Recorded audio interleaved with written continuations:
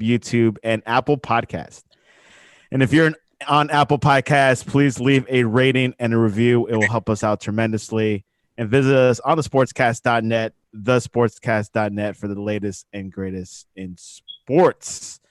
This is our Friday show. We like to mix it up a little bit on our Friday shows just to recap the week. A lot going on, of course, with the NFL. And we'll be previewing the NFL Week 11 and, of course, the NBA Draft. And we got Mr. Daryl and Gordon the Lugo, all the way from Jacksonville. Welcome to the Sportscast, guys. Thanks for having me on, man. Good to be back. Always have a good time. And we got intern Daryl, who's been interning with the Sportscast this past couple of months. How you doing, Daryl? I'm doing good. Thank you for having me. Daryl has been a phenomenal writer for the Sportscast, live tweeting our games on the weekends. And he live tweeted the NBA Draft this past week. It was 2 nights ago. Daryl, tell us your recap over it. What were your thoughts, and who was the winner? The winner of the NBA Draft, to me, I would say the Golden State Warriors. Because you know that Klay Thompson is now injured, torn Achilles attended, and they drafted a big man, James Wiseman, who I thought they would actually take a guard. But they took Wiseman, who most people believe is a throwback big man, but he's not. He has a mid-range jump shot. Him and Curry in the pick and roll is going to be phenomenal. He can finish around the rim, protect the rim. To me, Wiseman will probably his ceiling will probably be a better version of Dwight Howard with a more offensive game. And the loser of the NBA draft is, of course, America's favorite, the New York Knicks.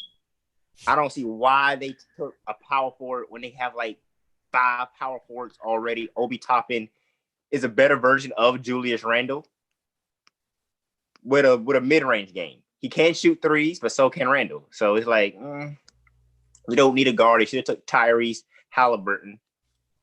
So now it's like, and who else? Let me read it off to you if you want. Go ahead. Sorry, go ahead. And a surprise pick that I didn't know who was going to get drafted was R.J. Hampton to the Milwaukee Bucks. I feel like he needed one more season overseas to grow. If he would have went to college, maybe that could have raised his draft stock. Because he did play against LaMelo, I think, in his first game over there. And he just seems like he's too weak. Like his body hasn't caught up with his skill level yet. Something to definitely look at. Of course, the first pick of the draft with Anthony Edwards going to the Minnesota Timberwolves. That was, I believe, LaMelo Ball was a favorite, but till the day before or the day of, I think Vegas was switching towards Anthony Edwards. Right, Daryl? Yeah. Anthony Edwards is a grown man, like 6'5", 225, athletic, can shoot threes. They say he reminds me of James Harden, but I see more of Dwayne Wade in him. He didn't show it at Georgia because he decided to shoot threes because the Bulldogs were struggling. They were always down like 15, 20 points. So he had to shoot the 3 ball to put his team back in the game. But around the rim, he can finish. Something to definitely look at. And Jordan, your Orlando Magic had a good pick. What were your thoughts? Yeah, well, it remains to be seen if it's a good pick or not, obviously, but it is an exciting pick. The Magic generally go for just length and athleticism. This time they went for Cole Anthony, son of Greg Anthony, of course, former NBA player and broadcaster. And Anthony, he's a scorer. Prior to the 2019 college basketball season, he was looked at as a potential number 1 overall pick. Maybe not the best athlete in the world, but he is athletic, does have speed, can play shooting guard, point guard, and he can definitely fill it up, driving to the lane and also shooting the 3 ball. So it'll be fun to see. Usually, like I said, they go for those defensive type of guys with the length. But Anthony is definitely a change of pace, and hopefully he can kind of ignite the Magic's offense. Something to definitely look at. The Knicks, Daryl got 3 picks. Do you think it'll be enough for them to turn their organization around? And the Knicks need a lot of help. And no, I don't. I don't think Obi Toppin is going to succeed in New York. I feel like they're going to trade him later on down the road because they have Julius Randle. Who else? Who else did they draft? They have Julius Randle. They have like a they got RJ Barrett. RJ Barrett. He needs a guard for him in the backcourt. They don't have that right now. They don't need a big man that's basically Julius Randle 2.0. They don't need that. And I like Obi Toppin. I'm not saying Obi Toppin is going to be like a bust, but I feel like he's not going to show his true arsenal in New York because they don't have a guard. RJ Barrett's more of a scorer. He's not a playmaker. A player like Obi Toppin needs to be in the pick and roll so he can like roll to the basket, catch lobs, or pick and pop to the three-point line and shoot threes. He can't get his own offense yet. Something to definitely look at. We'll see how these things play out. Sometimes it could take years or it could be overnight success, but we'll see what happens in the next couple months. The NBA season starts in December. Christmas Day, I believe, right, Daryl? Yes. Christmas Day. December. No, not Christmas Day. I think it starts December 22nd. December 22nd, couple of days before. That's why I ask you, because it feels like Christmas Day would be a bad day for opening day for NBA. Last night, guys, the Seattle Seahawks defeated the Cardinals 28-21. It was a tight matchup. We saw a great game from Wilson. Jordan, what are your thoughts about last night's game? Yeah, I mean, when you look at Russell Wilson and Kyler Murray, it's kind of the future of the NFL there. Obviously, Russell Wilson's not a spring chicken anymore, but just with the athletic mobile quarterbacks with big arms, they're two of the best. And that's going to be a really interesting divisional race out there in the West and the NFC between the Seahawks, Cardinals, and the Rams are playing good football as well. So, and of course, you can't forget about the 49ers, even though they're not playing quite as well with all the injuries that they've been sustaining. But yeah, awesome game. I mean, you can't ask for more than Russell Wilson versus Kyler Murray at this point. Daryl, your thoughts over last night's game? Kyler Murray is going to be an MVP candidate in the future. He's already won now, but I give him next season, he's going to win MVP. I'll definitely see that. Very possible with his team he has. But anyways, are you guys ready to preview NFL Week 11? Let's get it. Let's go. Tennessee Titans at the Baltimore Ravens, AFC rivalry. We'll start with Jordan. What are your thoughts over this matchup? Titans at Ravens. I mean, when you look at the line, the Ravens are favored by 6.5. The Titans have been kind of sliding recently, not playing as well. But the Titans took the Ravens down in the playoffs last year, if I'm not mistaken. And they were heavy underdogs in that one as well. I'll take the Titans against the Ravens. I think Lamar's not playing as well as we thought he would. The offense is not kind of firing on all cylinders as much as we thought that it would. The Titans have a lot to prove, kind of sliding recently, like I mentioned. So let's go for the Titans to not only cover at -6.5, but to win the game. Daryl, what are your thoughts over the Titans at the Ravens? I have the Titans winning just because the Ravens offense has become predictable.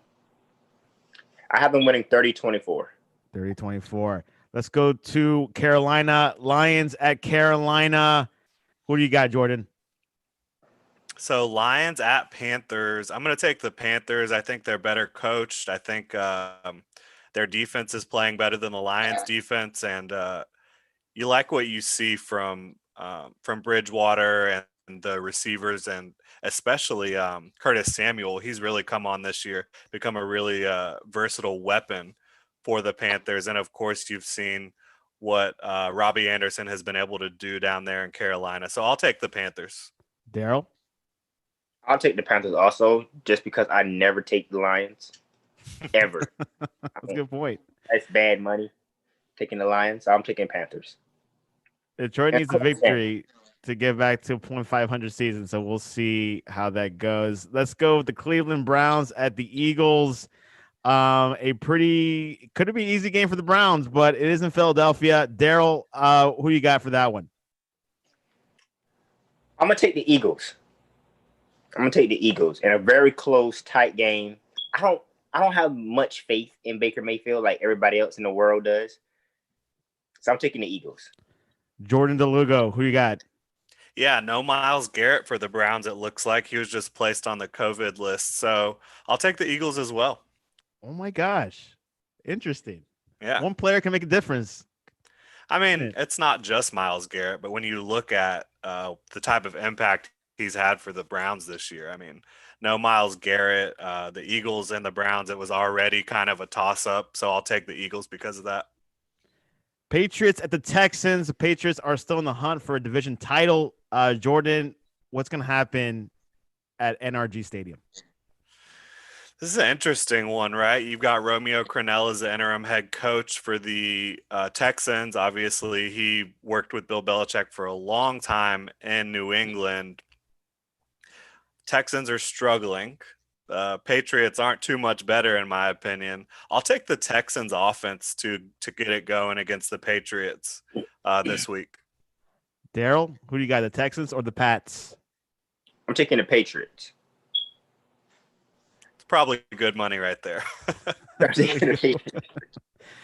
Which last week, actually, never mind about last week, but let's go on to Jacksonville, the Steelers at Jaguars. Some say it's a trap game. We'll start with Jordan because I know you have more insight with this matchup. So CJ Henderson, Jaguars rookie corner, he was just placed on IR yesterday. That's going to be a big issue when you're talking about trying to cover Mapletron, Deontay Johnson. You've got Juju in the slot. Obviously, Big Ben's playing excellent football. I don't see any way the Jaguars are able to even cover in this one. They're 10-point home dogs. I'll take the Steelers with the points and overall. Daryl, are you optimistic with the Jaguars, or you think Steelers will have their 10th win this weekend? I think the Steelers are going to grab it. Big. I think it's going to be a blowout. Sorry to hear that, Jordan.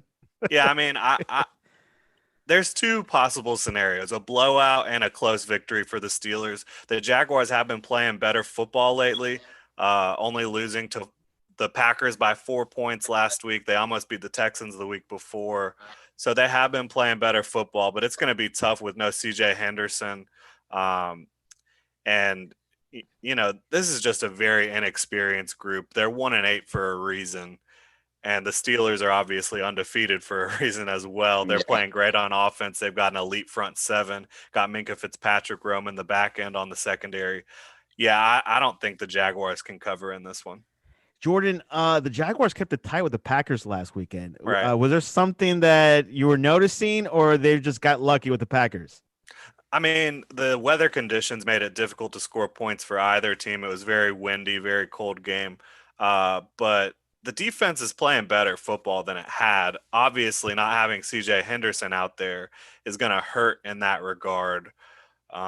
It'll be interesting. This is a big test for the Jaguars defense in terms of, like, are they actually making progress? Because you had the Packers last week where they held them to 24 points. Pretty impressive, right? But you had the weather impacting the offense. And the week before, they did another pretty good job against the Texans. So if they can do hold the Steelers to under 30 points, I think that would be pretty impressive. But I just don't really see it happening, to be completely honest. Tell us about the quarterback, Luton. How are you seeing his performance so far? Is he, is he doing enough to maybe overtake Minshew, or what are your thoughts? I think this will be a pivotal game in that regard for him. Minshew did start to practice this week, but he will not play in the game, so Luton will start for the Jaguars. He played a pretty impressive game in his first start against the Texans. There was several turnover-worthy plays where he kind of got bailed out by the Texans not capitalizing on them. And then last week, not very accurate, but again, the wind was a big factor in that, I believe. And so basically, I think it's going to come down to how well he plays this week. And like I said, it's going to be tough against that Steelers front seven. TJ Watt's playing incredible football. You've got Stephon Tuitt and Cam Hayward, and then, of course, Fitzpatrick on the back end. Joe Hayden's no slouch at corner either, and then Hilton in the slot. So if Luton can play, turnover-free football and get a little more accurate than he was last week, I think you could see him hold on to the job another week. But I don't expect that to happen. Our next matchup, Falcons at the Saints. Breaking news in the past 45 minutes. Quarterback Taysom Hill will be the starter over James Winston.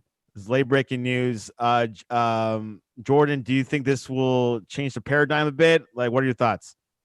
I think the Falcons are going to win this game. They've been playing a lot better since they fired their head coach. Raheem Morris is doing a good job. Obviously, Taysom Hill doesn't have much experience as an actual NFL quarterback, more of a gadget player.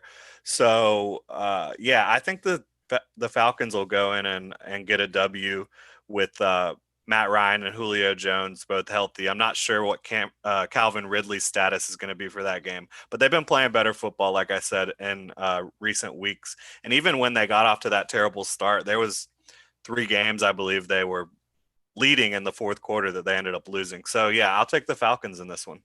Daryl, who you have in New Orleans? I'm taking the Saints. Because of Taysom Hill? No.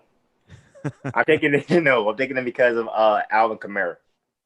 True. Big factor in that team organization. Guys, why do you think Winston was not put as a starter? I mean, what are your thoughts? I'll go ahead and say I think it's a money factor. I think it's a pride factor for Sean Payton.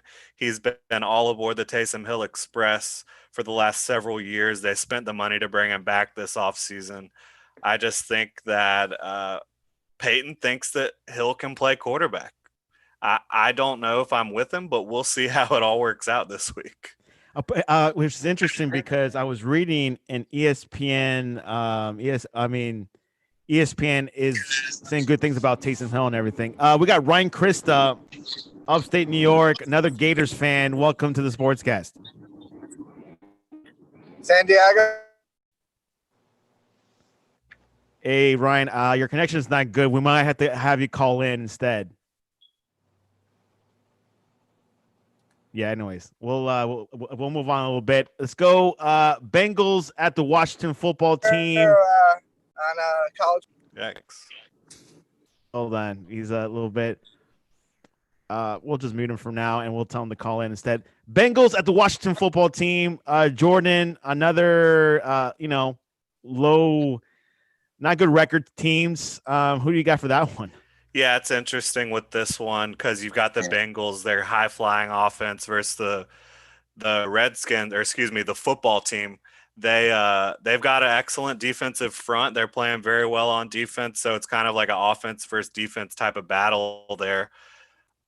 I'll take the Bengals. I think Joe Burrow is going to start to turn things around a little bit for the Bengals down the stretch, and I think that their passing offense is just going to be too much for the Skins to handle. Or the football team to handle.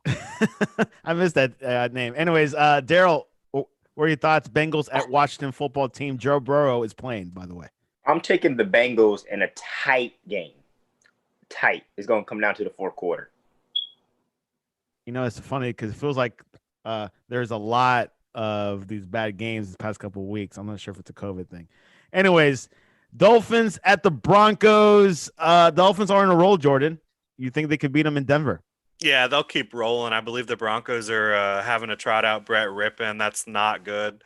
Drew Lock wasn't playing very well either. Broncos had big expectations on offense heading into the season with Lock and with all the young weapons at receiver and tight end, but things have not come to fruition there. And the Dolphins defense is rolling. Tua's playing good football. They've got the receiving talent. I'll take the Dolphins. Daryl, are you going to pick the Dolphins as well? Yes, I am.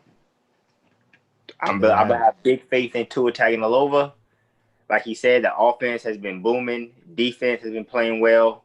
So it's an easy pick, taking the Dolphins. And also, they've been having issues with Drew Lock. I mean, I believe he was injured this past week, but wasn't. Maybe not. I haven't heard anything. Okay. Anyways, no, I believe the news was that some people are actually not sure if he should be the starter for Denver, but it's only gonna have to prove it in like the next couple of weeks. Another interesting game, but not really. Jets at the Chargers, 0-9 Jets. Chargers 2-7. Justin Herbert had an incredible haircut. Jordan, what's going to happen there? Yeah, I don't think the haircut's going to impact his game. I think he's going to play well. The Jets are the worst team in football. So, yeah, I will take the Chargers traveling to New York and taking down the Jets. That's not easy to go West Coast to East Coast, but the Jets are just not playing good football. The Chargers have an excellent offense. I will take them to kind of put it together and not fall apart at the end of this game. It's actually in L.A. Oh, it's in LA, so even tougher for the LA. Jets. Yeah, so yeah. Yeah, we'll take the Chargers definitely in that one then. Daryl, Flacco starting this game. Who you got? I will also take the Chargers. Like you said, the Jets have always been bad. Justin Herbert could be Rookie of the Year. So I'm taking the Chargers. Oh, no Jets. They will not get their first win of the season. Nope. Let's go on to Green Bay. The Colts are visiting Green Bay. This Colts team is interesting, Jordan. It feels like they're a force to be reckoned with. Who you got? That's a hell of a game, hell of a matchup. Obviously, you like Rodgers more than Rivers. But in terms of the weapons, the Colts have an excellent ground game. They've been running the ball very well. They've got kind of a three-headed backfield. They've got maybe the best defense in football. Statistically, they're definitely up there. And then you look at the Packers with Rodgers, Devontae Adams, and Aaron Jones. They're always tough to take out, and they've got Zadarius Smith and Preston Smith on the defensive line getting after quarterbacks. That's a hell of a game. Where is it again? It is in Green Bay. It's in Green Bay. I'll take the Colts in that one. I will not be surprised if the Colts win. But we'll see. Yeah, we'll see it's how a tough fight. I mean, it's Aaron Rodgers versus Phil Rivers, Daryl. Who you got? I'm taking Aaron Rodgers and the Green Bay Packers. Never underestimate Aaron Rodgers. For me, it's just the Colts defense, I think, has a big advantage against the Packers defense. So I'll just take the Colts defense to slow Rodgers down just enough. Go ahead, Daryl. What was that? Is Darius Leonard back from IR? Jordan? Yeah, I believe he is playing this week. I can confirm that. And we got Ryan Krista on the cellular tower. Welcome back to the Sportscast. Sounds good. Sorry, Santiago. Out here in God's country here in upstate New York, and cell service is sketchy at the least. Exactly, because you have Metro PCS, right? Yeah, well, the Sprint. Sprint. Oh, the same thing. Anyways, me, Jordan DeLugo, and Daryl, they're here waiting for you. All right. I'm glad to be here. Okay, so we're going to ask you, Ryan. Colts at the Packers, Aaron Rodgers versus Phil Rivers. This game is a toss-up. I mean, because we got each of these guys picking Colts and Packers. Who do you got? I even though the Packers are a tough team last week against Jaguars, I just think they're just an overall better team. And I'm going to go with the Packers. Green Bay Packers. Well, Daryl picks Packers. Jordan picks the Colts. Ryan picks the Packers. So this definitely is a toss-up. A good Vegas bet right there, I believe. Okay, here's another interesting matchup. I believe Dalton might be back, but we'll see. Cowboys at the Vikings. We'll start with Jordan. I'll take the Vikings in this one. They're playing a lot better football as of late with Dalvin Cook getting back in.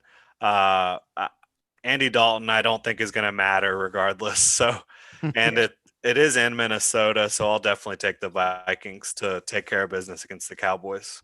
Daryl, do you have faith in the Cowboys, or you think it'll be another win by the Vikings? No, I do not have faith in the Cowgirls. It's going to be another win for the Minnesota Vikings. Ryan has inside information on the Cowboys. Who do you got for this matchup? I don't have any inside information. I do think Dalton, there's a chance he's going to play now. He seemed to be healthy, but like Jordan said, it really doesn't matter. The Cowboys got issues on issues, and the Vikings might be one of the best teams playing right now. You know, they've won 3 straight games after a 1-5 start.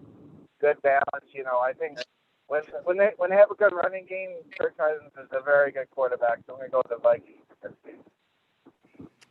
Vikings, Dalvin Cook. This next matchup is going to be an interesting. SNF, Sunday Night Football, the Chiefs at the Raiders. This Raiders team is good. I've been hearing some good things about the Raiders. We'll stick with Ryan on this one. Ryan, who do you have winning in Las Vegas at this beautiful stadium? Who do you got for that matchup? Well, this is a rematch of a game from a couple weeks ago where the Raiders did beat the Chiefs in Kansas City. I think the Chiefs will have a lot of revenge. You know, there were some words about, you know, the Raiders over-celebrating the victory that kind of, you know, anger the Chiefs a little bit, and you don't really want to anger Andy Reid and his host of talented weapons. So I'm going to go with the Chiefs getting revenge in Las Vegas this week. Chiefs in Las Vegas. Jordan, who you got in Las Vegas? Yeah, you don't want to give the Chiefs extra motivation. Division rivalry game. They're playing inside a dome in Vegas, so I'm going to go with the Chiefs offense to really roll things up against the Raiders. Daryl, are you going to pick the Chiefs as well? No, I'm going to pick the Raiders. Okay, good job. I like to see, you know, there's about like 10 players from the Raiders that are on the COVID list. I'm not sure how significant is that, but we'll find out. Yeah, I think, you know, they're dealing with some defensive COVID issues. I think a couple weeks ago when they played the Buccaneers, their offensive line was practically on the COVID list. I've heard it's more defense-related players, so which is not a good sign when you go against the Chiefs. Yeah, it's quite interesting, but they find a way to win, right, Ryan? Yeah, we'll see. He's a Broncos fan, Jordan, so that's why he's not that of not liking like the Raiders much.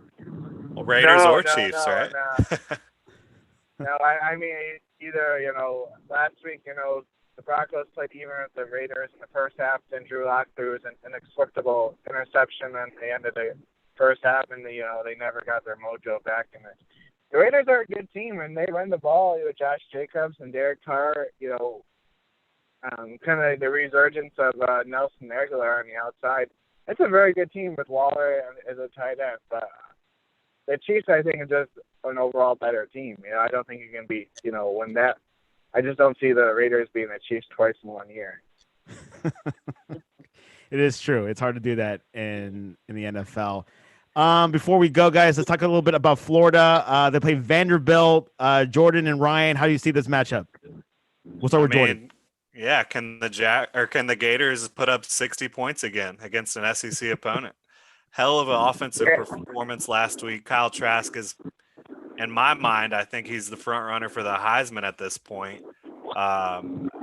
Vanderbilt doesn't present much of a test in my mind. Obviously, Vanderbilt's been a bit of a trap game for the Gators in the SEC East for many years, but I think they'll roll in this one and probably win by 20 plus. Ryan Krista, Florida is the team that Alabama is eyeing on. What do you think about tomorrow's matchup? Yeah, I enjoy it. What do you want to see happen? Well, I want to see happen. I want to see Trask throw 7 or 8 touchdown passes, really build up the Heisman campaign. But more importantly, they got to get the win first, and they got to get a convincing win at least. You know, last time I checked a couple hours ago, it was a 31.5-point favor. So, I mean, Vegas is putting a lot of pressure on the Gators to run up the score here tomorrow. Again, another game without Kyle Pitts. But, you know, last week proved that, they can move on without him. I think Keon Zipper, you know, the backup tight end, you know, a very, very good athletic tight end, you know, another good pass catcher, you know. Grimes had a good game. To me, it's important to get a weapon that we haven't used very much this year, and that's Jacob Copeland. With all the passing yards and touchdowns, you know, it's a kind of guy that with freakish talent, you know, they got to get in a rhythm, you know, as SEC championship and playoff time comes. Hopefully the defense, you know, improves. You know, last week was hit or miss. They, you know, overall they played okay, but they gave up tons of big plays against Felipe Franks. But I think Georgia had at least a 20-point victory. I'm hoping they'll cover the 31.5-point margin tomorrow. Any closing thoughts, Jordan, on his comments? No, I agree completely. It is really incredible when you look at Kyle Pitts. He's obviously the most dominant pass-catching tight end in college football, and the Gators are just able to, kind of move on without him, without skipping a beat with all those weapons they have. Like you said, Zipper played very well. You've got all the receiving talent, Kadarius Toney, and the running game can get it going as well. So, yeah, I completely agree. I think they very well could cover the 31.5. That is a huge spread, obviously, but I definitely think they'll get it done by at least 20. And that defense, like he said, it does need to step up if they're going to hope to compete in the SEC championship.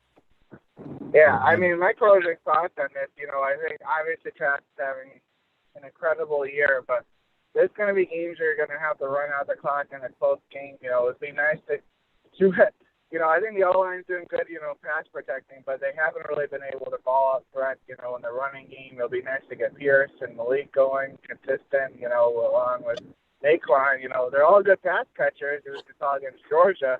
But to be able to grind out a game, this will be a good test for them just to, against probably a smaller defensive line to be able to control the game also with the running game. Anything else, Jordan, before we head on to Ohio State versus Indiana? No, yeah, I agree that it'd be nice to see the Gators get that ground game going. You're going to need it down the stretch this season. There you have it. Tomorrow, the biggest match tomorrow in college football is Indiana at Ohio State. Daryl, who you have for that one? I'm taking Indiana in an upset. Jordan, they're playing really good football. I'm taking Indiana. Indiana, it's true. They're in the top 10. Jordan, who you have? Indiana is playing very good football, but they have not played a team the likes of Ohio State. And Justin Fields has been so impressive. They've got so much talent all over the board. It's hard for me to pick Indiana to take out Ohio State. At Ohio State, I'm gonna take OSU in this one. The Buckeyes. Ryan Krista, do you have faith in Indiana, or are you gonna go with the usual? You gotta go usual because I think Indiana's a really good feel-good story, but Jordan alluded to the record of the teams they played so far in the Big Ten is 3-13. So that's a lot to be desired. It's an awesome story, but I just think the talent. It just doesn't make sense on paper that Indiana could beat Ohio State. Ohio State has to come down to their level. Multiple turnovers, not playing to their expectations. And I'm saying they couldn't, and I think Indiana will. They seem to always play Ohio State tough. They never really beat them, but this could be a game. I think it'll be competitive going in the fourth quarter. I just think Fields and company, there's just a lot of speed and talent that Indiana will have a hard time competing with 60 minutes. Something to definitely look at, of course, tomorrow's matchups for college football. Oklahoma at Oklahoma State. Is that something you guys want to predict?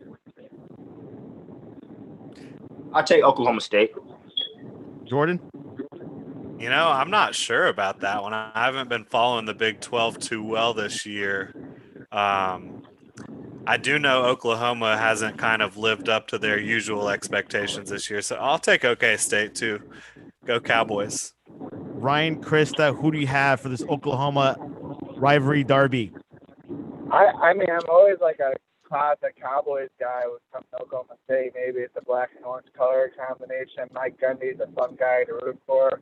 They usually put up crazy numbers offensively, but this is a game where I think you look at the numbers, and these are two defenses that are playing really good, in the Big 12, which is hard to stop people. Oklahoma had a very slow start to their conference season, losing to Iowa State early on, falling to 0-2 in the conference. I do like Oklahoma State to get this game. I think this is their year. Spencer Sanders is a good quality quarterback. Chuba Hubbard. Tyler Wallace, I think the best wide receiver, hands down, in football. Yeah, love Tyler Wallace. Yeah, he's a freak athlete. He can go up and grab that ball. I don't know how it translates to the NFL, but I think he's definitely a playmaker for sure. And if they're going to beat Oklahoma, this has got to be the year. It's got to be the year. Well, there you have it, guys. That's our NFL Week 11 plus a little bit of college football in Florida, a little taste of it. Of course, Vandy has no shot, apparently, to all you guys. Poll question of the day. Jordan DeLugo, you're the guest. What is your favorite type of fudge? Chocolate, peanut butter, white chocolate, or vanilla? Not really a fudge guy, to be completely honest with you. I guess I would take. I don't even know if I've had vanilla fudge, but I'd probably go in that direction. But yeah, I'm not a huge sweets guy, so I'm not really sure that I'm the best to answer that question. It's okay. Vanilla is a safe answer. Daryl, what is your favorite type of fudge? Chocolate, peanut butter, white chocolate, or vanilla? White chocolate. Oh yeah, I didn't hear white chocolate. I'll roll with that too. I know I like some white chocolate. I'll take that. White chocolate it is. 2-0. Ryan Krista, who do you have for fudge? I know you like fudge, Ryan. You've had someone on Instagram. I do like fudge, but should my wife complain I'm a boring guy when it comes to my flavors? I'm the guy who goes to Cheesecake Factory and orders the original cheesecake. So I'm going to go with vanilla fudge. Vanilla fudge. Yeah. The Santiago, before we close the book on college football, I got to give out to our alum, Liberty University, number 21 in the country, going down to Raleigh, North Carolina, with a huge game against the Wolfpack. I don't know, it's going to be a tough one to get, but, we're living on a prayer here this year, so. Yeah, man. We're in the top. We're 22nd, right? Is that where we're at right now? 21 this week. 21 this week. Wow. I mean, we're in the same boat as Indiana. We shouldn't be there. It's all right. We're just enjoying it while we can. Anyways, the poll question, chocolate is up 63%. Of course, chocolate wins typically. Peanut butter, 27%. White chocolate at 9%. Vanilla at 0%. Jordan, you could have put that 1% right there. Man, underdog story there. Sorry I couldn't help him on. Well, anyways, you could always visit at a fudge shop in Jacksonville. Jordan DeLuca, what is the best way to reach you to talk to you about Jacob Luton? Yeah, you can follow me on Twitter at Jordan DeLugo and follow my company at Generation Jaguar on Twitter. It's at Generation Jag, actually. I didn't have it's all enough, about Jacksonville Jaguars. Yeah, exactly. Didn't have enough letters there for the Twitter handle to be Generation Jaguar. But yeah, Generation Jag. You can follow everything at genjag.com as well. For the latest and greatest in the Jaguars news. Daryl, what is the best way to reach you? Talk to about Indiana. You can follow me on Twitter at Daryl the Goat on Twitter. Daryl is the GOAT. At least on Twitter. Yeah. At least on Twitter. Ryan Krista, what is the best way to reach you for people that ask you if they should start Taysom Hill this weekend on their fantasy? Oh, absolutely not. Don't start Taysom Hill. What about if you can start him at tight end? Yeah, you can do that on ESPN. Exactly. I think he'll start the game, but I really think Jameis Winston's going to play. I know you guys probably talked about this earlier. Sorry, but I think Jameis Winston will still get a lot of run there quarterback this week. So, but my Twitter handle is MadDogReport18 though. And who do you think will win that game? Falcons at Saints. It's in the Dome in New Orleans. Who do you think is going to have that win? The Falcons are playing really good right now since they fired Dan Quinn. Raheem Morris is kind of happens when you fire a coach. Everybody kind of fires. Can't be coincidence, right? Yeah. I think this will be a toss-up game, really. You think so? Yeah, I'll go with the Falcons winning. Missing Drew Brees. I know he's not the quarterback always every week he's been, but not having him back there is a big deal. It's a tough decision. Why was it last minute, Jordan? Why did they choose? Choose Hill over Winston last minute. I don't get it. Mind games. Yeah, I really. It's the most bizarre thing ever. I don't know. Sean Payton's got some fascination with Taysom Hill. The fact that he takes out a record-setting quarterback, once every 4 or 5 plays to put in, a marginal college quarterback back there, it's really bizarre. Yeah, maybe Taysom Hill's got some dirt on Sean Payton we don't know about. Yeah, that's what everybody always says. What is he holding over his head? It happens, especially in the NFL. So don't miss any college football games tonight because there's Syracuse, Louisville, and tomorrow full-fledged of good college football games. Last week was kind of lame, arguably. And, of course, Sunday is a full march of games, so looking forward to it. Guys, always a pleasure. Daryl, Jordan, and Ryan Krista, thanks for coming on to the Sportscast. Thanks for having me. Thanks for having me. Bye, Ryan. Thanks,